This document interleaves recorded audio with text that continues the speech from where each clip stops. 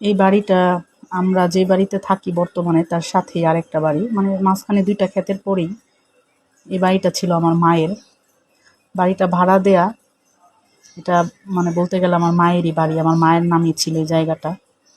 মেয়েদের নাকি কোনো বাড়ি হয় না, কিন্তু সেই ছোট্টবেলা থেকে দেখে আসতেছি এই বাড়িটা ছিল আমার মায়ের। আমার বাবাই আমার মাকে কিনে দিছিল। বাড়িতে অনেক গাছ আমার মায়ের হাতে বোনা। বাড়িটাতে 2টা ফ্যামিলি ভাড়া থাকে, তারাও অনেক শাকসবজি বুনে। বাড়িটা অনেক সুন্দর, একটু লম্বা কিন্তু সুন্দর অনেক, মানে জায়গাটা একদম রাস্তার সাথে। আমার মায়ের বাড়িতে প্রায় দিনই আসতো গাছগাছালি দেখতে। আমরাও বাড়িতে গেলে মানে প্রতিবারই আমি একবার হইলো এখান থেকে ঘুরে আসি। আমার ভাল লাগে এই বাড়িতে যাইতে। সারা জীবন যেন এই জায়গাটা আমার মায়ের যে জায়গা ছিল সেই স্মৃতি হিসেবে যেন আমরা রাখতে পারি।